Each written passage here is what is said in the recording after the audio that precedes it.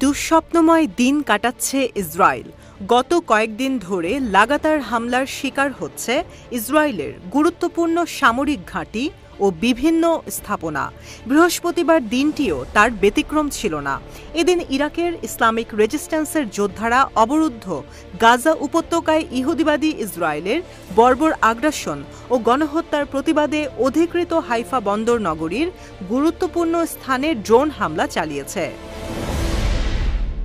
ইরাকের প্রতিরোধকামী সংগঠনগুলোর জোট পপুলার মোবিলাইজেশন ইউনিট বা পিএমইউ তাদের টেলিগ্রাম চ্যানেলে প্রকাশিত এক বিবৃতিতে বলেছে, বৃহস্পতিবার ভোররাতে হাইফার Alon tower industrial power station target করে ড্রোন হামলা চালানো হয়।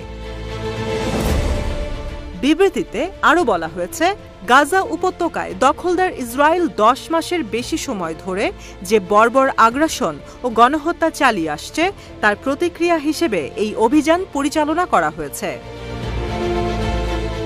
এর আগে গত মঙ্গলবার ইরাকের ইসলামী প্রতিরোধ আন্দোলন জানিয়েছিল তারা ড্রোন ব্যবহার করে অধিকৃত ফিলিস্তিনি অঞ্চলের হাইফা নগরীর একটি গুরুত্বপূর্ণ স্থাপনায় হামলা করেছে।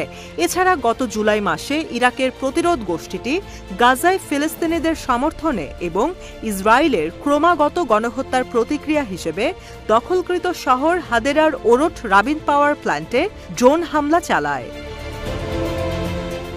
গত কয়েক সপ্তাহ ধরে গাজায় ইসরায়েলের নৃশংসতার জন্য আমেরিকার লাগামহীন রাজনৈতিক, সামরিক এবং গোয়েন্দা সহায়তার কারণে ইরাক এবং প্রতিবেশী সিরিয়া জুড়ে মার্কিন দখলদারি ঘাঁটির বিরুদ্ধে প্রতিরোধ যোদ্ধারা তাদের প্রতিশোধমূলক আক্রমণ বাড়িয়েছে। এদিকে বুধবার রাত থেকে পশ্চিম তীরে কথিত সন্ত্রাস বিরোধী অভিযান শুরু করে ইসরায়েল।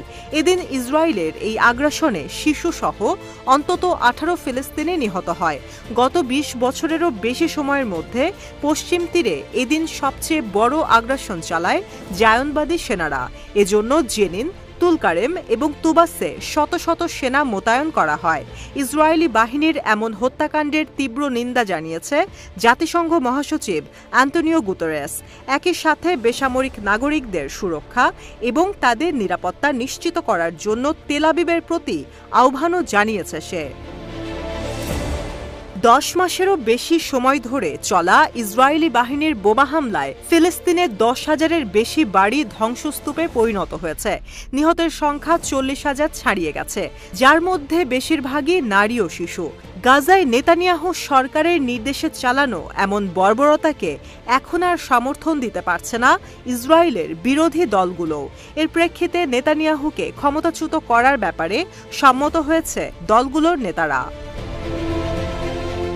ইসরায়েলি বিরোধী দলের নেতা ইয়ার ল্যাপিড এক্সের এক পোস্টে লিখেছে, দেশকে ধ্বংসকারী বিপর্যয়কর সরকারকে উৎখাত না করা পর্যন্ত আমরা পর্দার সামনে এবং পেছনে বিরোধী দলের সকল অংশের সাথে কাজ চালিয়ে যাব।